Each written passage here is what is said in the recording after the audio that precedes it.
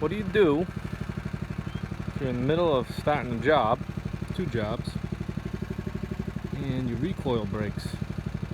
I want to show you. First, you need tools. You gotta have some tools in the truck, even if it's just a Irish socket set right there. As you can see, had a bit of a failure. This is not old, but the problem with this, I don't know what number or what gauge string this is, but it's not enough for high compression mid-90s Japanese horsepower. This stuff is more for your regular 5-horse 21-inch walk behind. Anyway, it snapped right at the start. It snapped on the second pull, and it was cold today. So what do? I'm going to show you. You can restring this. It's not hard. It's very simple to do, but it takes time, and if you're working, try and get as much in as you can. So I'm going to show you a little trick, and this works on a regular lawnmower too. As you can see, absolutely humming along.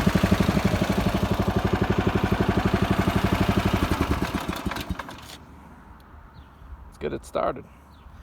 Now this works on most engines, vertical or horizontal shaft. This being vertical shaft, meaning the crank goes up and down. So they give you a convenient little cone right here. This is what your starter pawls fit in, and it's about 1 inch over this flywheel screen. So that's what you're going to want to do.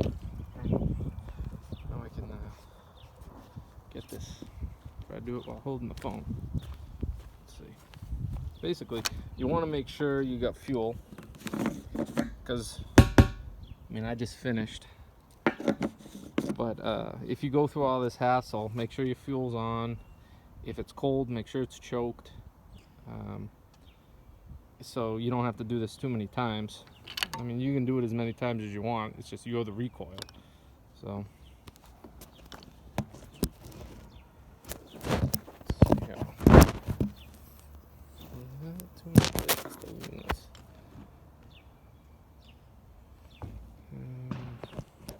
I'll just hold it. Excuse the poor video. What you do is you take your string and you're gonna want to wrap it this way, which is what counterclockwise. Yeah. Wrap it tight. As you can see, get it good and tight because you don't want it to slip on this. Make sure you're in start position, and give her a yank.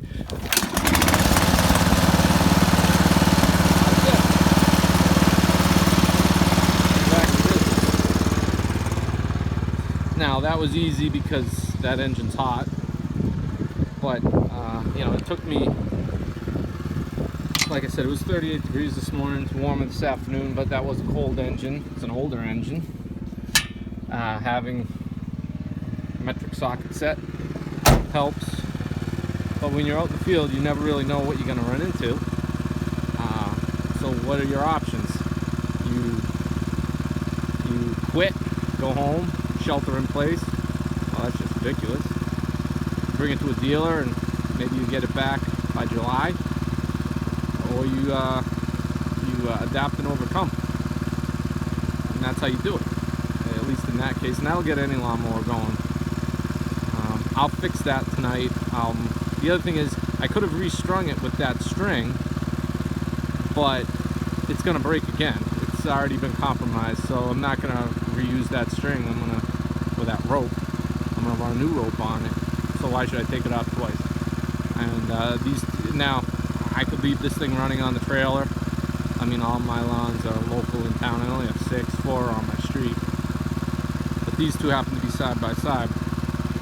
So it always works. It's not just lawnmowers. We have snow blowers. As long as you can have access onto that cone, or you have something around, even if you can get it on the flywheel, if depending on where the rope breaks, you can make it work.